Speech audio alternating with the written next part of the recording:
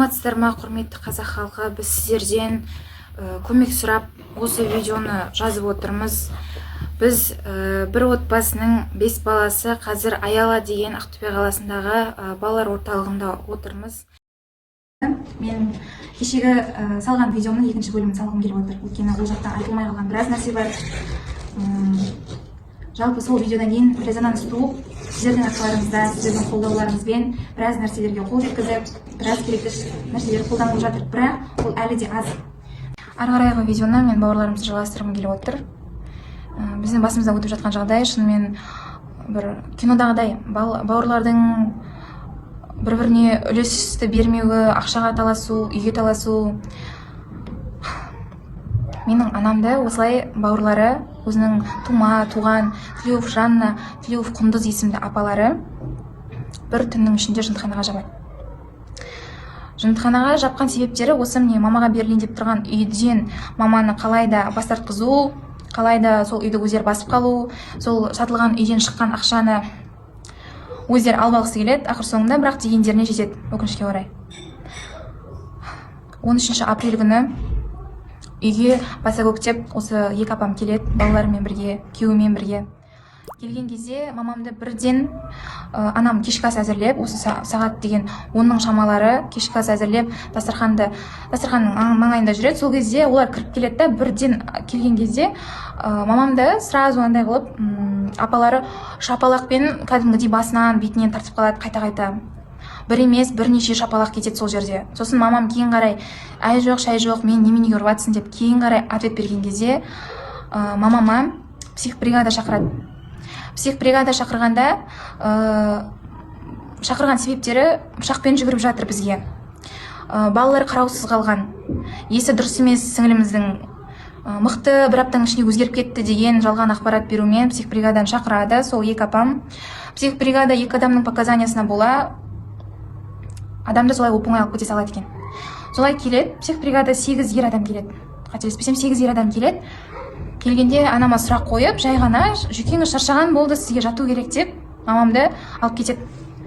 Арада уже деген сағат түнгі 2 болды, 3-4 сағат өтіп кетті. Арпалысып жүріп сөйтіп төбелеседі бір-бірімен, ана жерде енді кәдімгідей ұрыс айқай-шу басталады. Сол кезде анамды алып кетеді. Кейін қарай апам қайтып келеді өзі.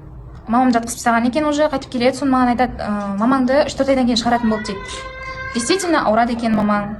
Сонда барады, міне сағат нешелерде, екілерде барады, уже 3-4-де апам қайтып келеді. Сол арада 1-2 сағаттың ішінде уже адамды қарап, врачтар уже диагноз қойып жатқызып тастаған екен. Диагноз шизофрения F25. Ол қалай? Менің анам 5 баланы жалғыз өзі асырап келе жатқан адам, бір өзі. Мен үйдің үлкенімін. Мамам мемлекеттік мекемеде жасап келе жатқанына уже 2 жылдан астам уақыт болады, өзі асырап келе жатыр мамам негізі біздерді. Егер мамам сондай бір есі дұрыс емес, денсаулығында кінәрат болатын, ақыл-есі кем адам болса, біз 5 бала деніміз сау туылмас еді. Негізі кез келген адамның миына сыймайтын нәрсе бұл нәрсе. Бесеуміз де мектепті жақсы оқимыз, балалар мектептен, садиктен қалған емес ешқашан. Мен өзім 4-ші курс студентімін. Жалпы анама мектептен, садиктен, колледжден жақсы мінездемелер беріліп отыр. Өте жақсы, сабақтан қалдырмайды, балалардың үсті таза, барлығы жағдайлар жасалған деген. Бірақ апамның показаниясына қараса, психбольницаға жаптырған себебі балалар қаралмайды, балалар сабаққа мүлдем келмейді екен. Анам үйінде өзінің туған анасын ұрады екен. Анам жүріп көшеде жүреді екен, есі дұрыс емес, үйден шығып кетеді екен. Жалпы енді білмеймін, анамды дүниедегі ең сорақы, сондай бір ең жаман адам қылып сол кезде врачқа жазып берген показаниялары енді адамның жағасын ұстататындай. Енді анамды психбольницаға жауып тастағаннан кейін телефон жасырын түрінде Тілеуов Жанна деген апамыз алып қалады екен. Маған телефонды врачқа тапсырдым, шыққаннан кейін аласыңдар дейді. Енді біз уже балалар үйінде жатырық, анамыз 13 апрель күні жындыханаға кетеді. 14 күні біз бірден детдомға тапсырып жібереді. Мен ол кезде әлі 18-ге толмағам. Сөйтіп, сол біз детдомға кетіп жатқан күні уже үй сатылып, үй тәркіленіп, уже істер болар іс болып, қолдарына тиетін ақшалардың бәрі тиіп, сондай нәрселер шешіліп жатады. Уже ол кісілерде бізді қалайда болса әйтеуір құтылып, үйден шығарып, тығатын жерлеріне тығып, салатын жерлеріне салып, балдарды сөйтіп болады. Телефонды алып қалған себебі менің анамның атын жамылып, класстастардың группасынан, балалардың мектеп группасынан, барлық группалардан сбор ашып ақша жинайды екен. Маған қазіргі таңда көмек керек, далада қалдық. Анам мені үйден қуып жіберді. Қазір өзім ауырып қалып, осындай больницаға түсіп қалдым деп ақша жинайды екен. Және сол сәтте менің Каспи голдым сол Клюев Жанна деген апамның қолында болады. Өйткені ол кісі бизнес ашқаннан кейін оның Каспи аресте болды. Содан менікін өтініп сұрап, мен ол кісіге бердім. Бірақ қайтара алмай жүргеніме уже 2 жылдан астам уақыт болды. Каспиімді қайтармайды. Код келу керек, кодты айтпайды маған. Каспиімді қайтарған жоқ. Сонымен мен 2 жылдан бері Касписіз жүрдім. Сөйтіп Каспиімді пайдаланып, мамам телефонын пайдаланып, осылай ақша жинаған екен. Міне осы қызымның Каспиі, мен өзім жазып отырмын өз атымнан деп. Жалпы жиналған сума өте үлкен сума деп біздің мектеп басшылығынан хабар келді. Өйткені мектеп группаларынан жиналғаннан кейін ол кісілер сол мән-жайдан хабардар екен. Біз балалар үйіне түсеміз, біздің атымыздан сбор жиналып жатыр екен. Одан кейін мен жан-жаққа көмек сұрап жазам. Осы біздің қаламызда Әсел есімді ерікті апамыз бар, сол кісіге Алла разы болсын, өйткені сол кісінсіз қазір біз мынандай жерде отырмас едік. Сол кісіге жазам, ол кісі бірден керекті шараларды қолданып, Руслан Төлепбайға дейін, Алматы қаласына дейін барып келеді. Ақмарал Басирова ханымға дейін жүздесіп, сөйлесіп, сол кісінің ықпалымен анамды 40 күн дегенде жындыханадан шығарады. Әкімге шығып, әбден дүрліктіргеннен кейін барып жібереді. Бірақ диагнозбен шизофрения F25. Ол диагноз өте ауыр диагноз екен. Енді біз қазіргі таңда үйсіз, күйсіз қалдық. Енді харекет бізге ұялып беренсе, диагноз жолымызды жауып тұр. Мамам мемлекеттік официальный жұмысқа тұрайын десе, қайтадан диагноз жолымызды жауып тұр. Бұл диагноз шыны керек біздің барлық жерден жолымызды жауып тастады. Ол ертең балалардың историясында да шығып тұрады екен. Өз жақындарым деп жүрген адамдардың істеп кеткені осындай. Анамды жаңа 40 күннен кейін шығарғаннан кейін, анам бірден балалар үйіне келеді, біз алып кетуге. Балалар үйіне келеді.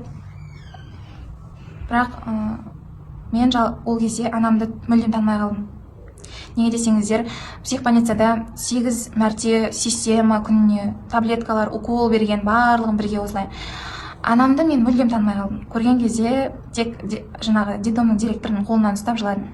Мен анамды қабылдай алмаймын. Анам мен танымайтын сияқты, түріне қарасам сондай сияқты. Әрі бері жүр. Және мықты заторможенный болып қалған, мықты өте қатты. Мен анам біз танымай қалама деп қорықтым шыны керек. Бірақ ішке кіргеннен кейін, мамау мен танып тұрсың ба дегеннен кейін барып, ол танитынын айтып, жай-жай қимылдап, жай-жай сөйлеп отты. Бірақ оған да Аллаға сан шүкір, аман есен шыққанына, мейлі диагноз қойылса қойылсыншы, аман есен шығып, сол детдомның директоры Гүлбаршын Шарапиевна, сол кісі бізді аман есен бала мен ананы айырмайық деп адамгершілік танытып, бізді қаладағы кризис центр дағдарыс орталығына орналастырады. Біз ол жақта 5-6 ай көлемінде жатып шығамыз, өйткені біздің баратын жеріміз болмады.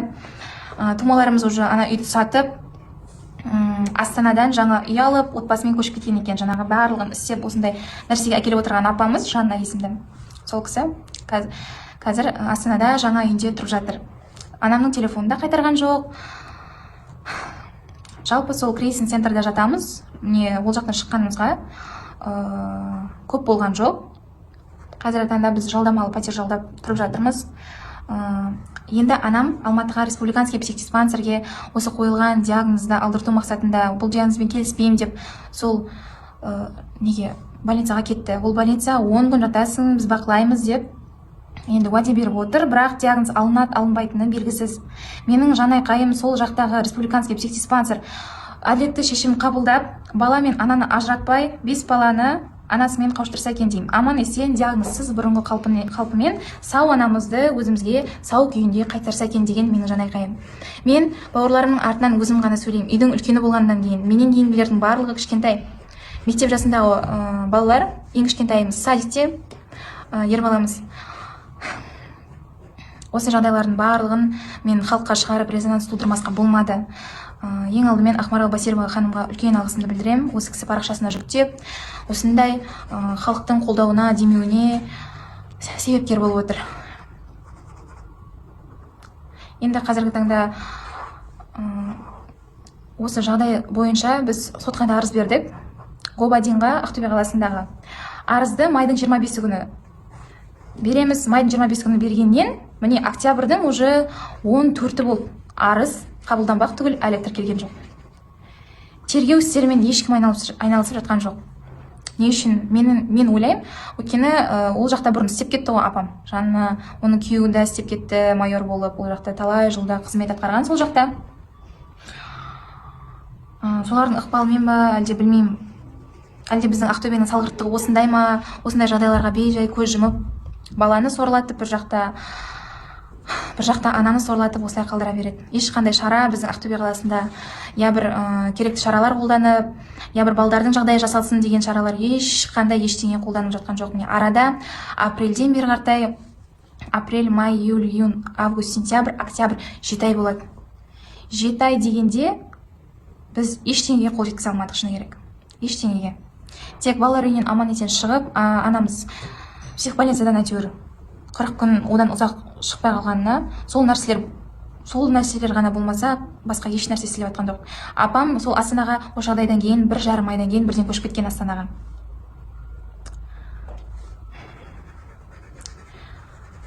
Қазақ халқым, мен сіздерден тағы бір мәрте көмек сұраймын. Осы видеоны тағы да таратып, репост жасап, барынша сіздердің бір жазған комментарийіңіздің өзі мен үшін үлкен көмегін тигізеді. Мен қазір бір өзім шырылдап жүрмін. Бауырларым үшін, анам үшін, солардың өмірін сақтап қалу үшін. Мен сөйлемесем, бұл жағдай жабылып қалайын деп отыр. Өтінемін. Барынша белгілейтін адамдарды белгілеп, құзырлы органдардың барлығын осы нәрселерді көрсе екен деймін, осы нәрселерді білсе екен деймін. Мына Новойда орналасқан психбольницаның іші тұрған былық, сол нәрселердің барлығы іште тексеріліп толығымен мамамды қабылдап алған врач, диагнозды қойған врач, жалпы барлығы жауапқа тартылса екен деймін. Өйткені кімнің дұрыс, кімнің бұрыс айтып отырғанын тек бір Аллаға ғана аян. Бірақ менің жасыратын ештеңем жоқ, сондықтан мен халықтың алдына шығып отырмын.